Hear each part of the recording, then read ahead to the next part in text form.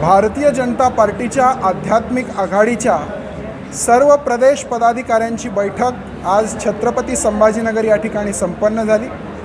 राज्यभरातून आमचे सर्व पदाधिकारी आणि सर्व पंथ संप्रदायांचे समन्वयक या बैठकीला उपस्थित होते।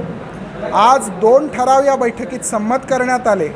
त्यातला पहिला ठराव रामराज्याची मुहूर्तमेढ रोवणाऱ्या पंतप्रधान नरेंद्र मोदीजींचे अभिनंदन आणि त्यांना 3ऱ्या कार्यकाळासाठी शुभेच्छा।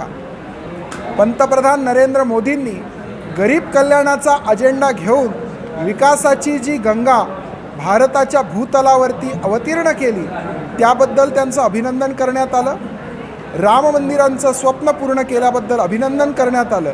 त्याचबरोबर त्यांना 3ऱ्या कार्यकाळासाठी भरघोस शुभेच्छा देण्यात आल्या आणि त्याकरिता आध्यात्मिक आघाडीचे सर्व पदाधिकारी राज्यातल्या सर्व मठ मंदिरांमध्ये आश्रमांमध्ये जातील आणि सर्व संत महंतांना जाऊन मोदीजींसाठी आपले आशीर्वाद माननीय मोदीजींच्या पाठीशी उभे करा म्हणून विनंती करतील आणि राज्यातल्या 5000 साधू संत कीर्तनकार प्रवचनकारांपर्यंत आध्यात्मिक आघाडीचे कार्यकर्ते येणाऱ्या 15-20 दिवसांमध्ये जातील। हा ठराव संमत करण्यात आला। दुसरा ठराव महाराष्ट्रात फोफावलेला विखारी जातीयवाद मिटवण्याचा निर्धार असा एक ठराव संमत करण्यात आला। गेल्या 6 महिन्यात आरक्षणा या विषयावर जे काही वादंग उठला आहे, आमची ही भूमिका आहे की प्रत्येक जातीला आणि प्रत्येक समाजाला समान न्याय मिळाला पाहिजे, त्याला त्यांचे अधिकार मिळाले पाहिजे, त्यांचं आरक्षण मिळालं पाहिजे। त्या आरक्षणाच्या पाठीशी आम्ही भक्कमपणाने उभे आहोत। पण हे करत असताना त्यांनी आपली मागणी ही संविधानाच्या चौकटीत आणि लोकशाही मार्गाने मागणी केली पाहिजे, याही भूमिकेशी आम्ही सहमत आहोत।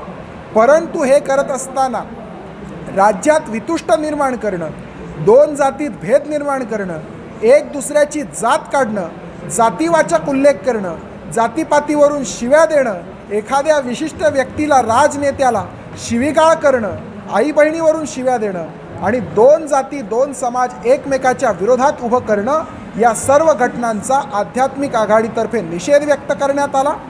त्याचबरोबर हाही ठराव संमत करण्यात आला की लोकसभा निवडणूक संपल्यानंतर मराठवाड्यामध्ये एक विराट सर्व पंथ संप्रदायाच्या संतांना घेऊन, कीर्तनकारांना घेऊन एक विराट संत संमेलन घेण्यात येईल आणि महाराष्ट्रात जी ज्ञानोबा तुकोबा आणि चक्रधर स्वामींची भूमी आहे, छत्रपती शिवरायांपासून शाहू फुले आंबेडकर या समाज सुधारकांची भूमी आहे, या भूमीमध्ये सर्व जातीमध्ये सलोखा निर्माण राहावा, पुन्हा या महाराष्ट्रात सर्व जाती एकोप्याने नांदाव्यात, याकरिता सर्व संतांनी प्रचार प्रसार करावा, यासाठी एक संमेलन घेण्यात येईल असाही निर्णय एकमताने मंजूर करण्यात आला।